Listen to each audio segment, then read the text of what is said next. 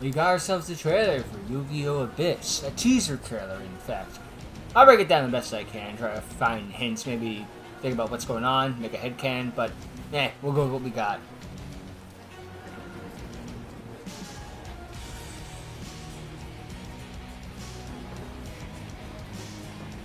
I believe that's Alan's character there.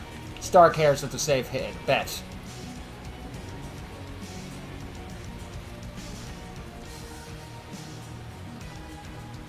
Something all the gospel cathedral sort of look in a way. Like it's an old run... Kingdom Valley, I guess, in a sense, would be the best example. A run-down castle aesthetic.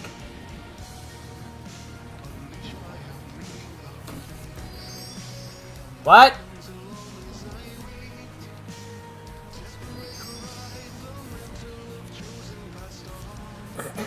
Ooh, Albez and Ecclesia.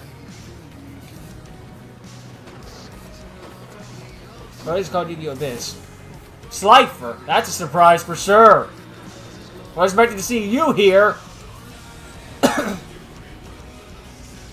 Phantom Knights and Dark Rebellion. Uriah. What? Avatar. That's not good. Especially for Slifer, considering it lost the first fight against Avatar in the Yu-Gi-Oh! manga. Gah! It's even turned into the Dark Slifer.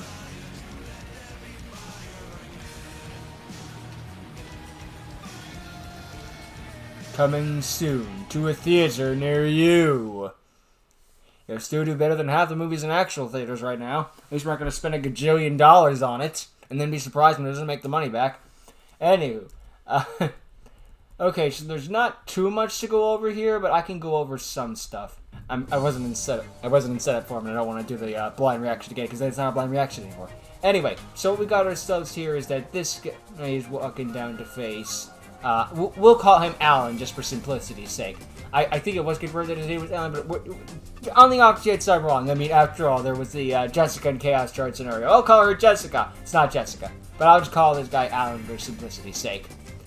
So he's playing clearly Albez with Slifer the Sky Dragon thrown in, which was a big surprise to me. I'm not surprised there are God cards in the Dragonverse. That's not a surprise at all. I'm just surprised he had Slifer, because when he's sitting 3 months away, I thought, okay, he's going to do some grand fusion summon and summon the Chimera, the giant big one thing. The thing that needs 3 fusions, or 3 monsters to make. And this thing going into Avatar was... Well, it's really a God card, to be honest. Like, after you see it with Alan, it's obvious that this guy's going to go into one, too. I mean, unless you're going to make Decode darker. But I was a bit like, okay, is he going to go to Obelisk? Is he going to go into Ra? No, he goes into Avatar! So that was a surprise to me. I know it was said, like, earlier, like, the frickin'... I think Albez is going to be... Abyss would be more focused on the wicked gods and whatnot. But, yeah, it's still a surprise to see, and the Evil Slifer was pretty cool as well. That's one thing I liked about the R manga. I wasn't a big fan of that manga, but I did like how the Avatar could turn into evil versions of Ace monsters. That was pretty cool. It's no cliche of like, I'm you, but evil. But we use that cliche for so long because it's kind of cool. We keep these we use the cliches that work, we discard the ones that don't. And some of the cliches we discard at time because they aren't kept up anymore, like love potions, for example. They're still a thing, but not as prominent as they used to be. But okay, so this guy comes up to me. I imagine this is probably going to be like foreshadowing to like the final episode if I had to guess. Like, because this is not a fight that's worthy of the first opponent. Let's be real here. This is not going to be the first fight. This is like setting up for the grand finale, I imagine. Like, they're gonna go and get some legendary power thing, or like, and this guy's the lord of the aliens and whatnot, the invading monsters. It's interesting too because I remember that in the first episode, the aliens, I'll just call them for simplicity's sake, were using Dogmatica, and right now Alan has a Dogmatica.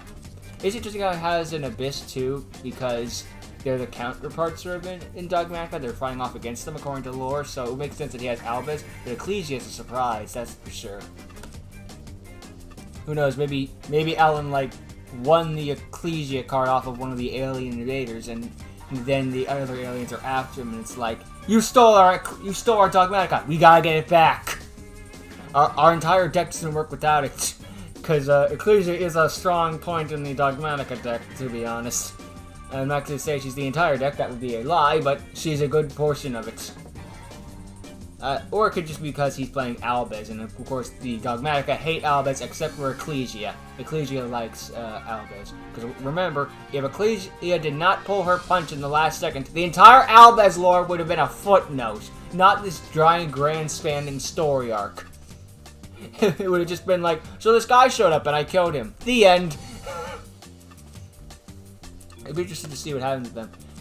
Again, I imagine this guy's gonna be like the leader of the Albez, or at least be one of the higher ups. I doubt he'll be the first opponent they face. I mean, if it ends up being like, no, he's actually the first, but I'm kind of surprised if he has Avatar, but, you know, yeah, not the end of the world. But who knows? Maybe this is like, I remember seeing there was a community post where it showed Alan in like a cathedral-looking place with a bunch of stuff. So I think this relates to community post. Like, this is where the grand MacGuffin we gotta get is. And now with that MacGuffin, we're gonna fight over that thing. Be like, I want that thing. I have that thing. You can only get that thing by beating me. Get the thing! That's kind of how Magnus work, and this is just a hint of the final battle. And again, with all the interesting architecture and all that jazz, I will say that, like, Alan's using his experience with the old Origins crew to his advantage. Like, just imagine how long this thing took to make. Like, it's stuff like this where it's like, man, I'm glad I never got into Minecraft, because I do not want to spend days on end building these things. Like, odds are Alan opened a map that some other guy made. Like, maybe he didn't make it himself. If he did, congratulations, dude. You did an amazing job. Like, nothing but less. And if you did take it from some other person, congratulations. You did a good job. Because, Jesus Christ, the amount of hard work, effort, and determination that went into making this thing must have been a nightmare. Because I know this is probably isn't going to be, like, in some video games where just copy-paste post or something like that. I think you gotta build all this stuff from scratch. Just like, ugh. But yeah, I'm loving this old rundown castle motif. It really helps stand out amongst, well, everything else in the Dragonverse, to be honest. Like, it's not just the fact it's in Minecraft. That's a bonus thing in itself. I've seen a lot of Minecraft videos, so seeing more Minecraft is kind of numb to me. It is good that it's... the fact that it's Minecraft does help it stand out more, just because, well, that's more what Alan's more used to and whatnot, and it does help give it its own style, because if it's another gacha show, it does kind of start to blend just a little. Let's be real, just a little bit, not too much, but a little bit. But it being Minecraft does help it stand out a lot more, and it plays to Alan's strengths, and seeing Alan in gacha is going to be kind of weird to me. Like, again, if he shows up in other shows like Dot or Dragon Warriors or something like that, or even blanking Dimension X. Even in Dimension X, and he's a gacha character, no harm, no foul. It's fine to see there. I'm just more used to seeing him in Minecraft for. You know, it's just one of those things. Anyway, I'm loving the look of all this stuff, and when I say, like, it has helped it stand out in the Dragonverse, we don't have a lot of fallen cathedrals. So I mean, like, early day Dragon Warriors, it's a dude in his yard, let's be real. And there's nothing wrong with that. You're just playing with what you have, and what you have is your own backyard, your own house, stuff like that. You gotta work with the limitations you have, and sometimes you gotta play pretend and be like, I'm inside my garage, but we're inside a giant stadium. Use your imagination, it's fine. At the end of the day, frickin' when I did Ragnarok, we were in the back alley of some random New York City sort of thing. We're just beside my pool. We're beside my pool and a fence. That's it. That, if you ever wonder where the frig are they, I'm between a pool and a frickin' fence. That's it. Because that's kind of like an alleyway, right? Sorta? Yeah. But, yeah. Just having that actually be here in this sort of area helps it, well, give it a more gospel atmospheric sort of thing. Like, this place is in ruins, and one of you will be too. This was a civilization lost to time, but all that's left is this one gimmick that we must go and get. And now we have to settle this in this final duel to decide the fate of the world and whatnot. I swear, the Dragonverse The fact that all the stories basically happen congruently reminds me of one thing from the Pokemon lore, where it's like, according to it, like, almost every generation game is happening at the exact same time. Like, while Gen 1 is happening, so is Gen 3's story, as is Gen 4's, as is in Gen 5's. Like, man, all these evil teams coming up to destroy the world or take it over, happening at once. That's, wow, what a convenient thing to happen. The only exception is Gen 2, because that's a direct sequel to Gen 1, so it can't come at the same time as Gen 1. That would make sense. Although, to be fair, that sort of, like, explanation, that might be outdated. They might have, like, retconned that or something. And and the Mega Stone stuff is happening in its own universe, so we don't count the Kalos and Omega Ruby Alpha Sapphire. That's its own dimension, playing by its own rules. But still, just a factoid. It's like, man, what are the odds all these evil dominant forces are trying to come up at the same time? You'd think they'd run into each other at some points. I mean, our heroes run into each other all the time. Interesting how the villains never do. But, what are you gonna do? Anyway, I'm sure this was a great trailer, great way to show off the new stuff and what you're capable of, Alan. And I'm looking forward to Abyss when it starts properly in Abyss Episode 1. I'm not making the prologue. Okay, I'll still make the prologue 3 jokes, but I'll be more appropriate when the time is right. You know?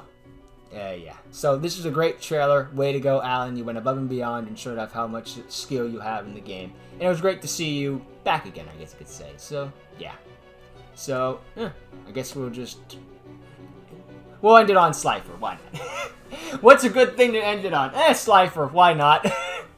Anyway, thank you all for watching. I hope you enjoyed. I hope you check out Alan's Yu-Gi-Oh! Abyss when the series comes out properly. Maybe we should end it on the actual post-it note, the thing that's set there. There, that'll do. Yeah.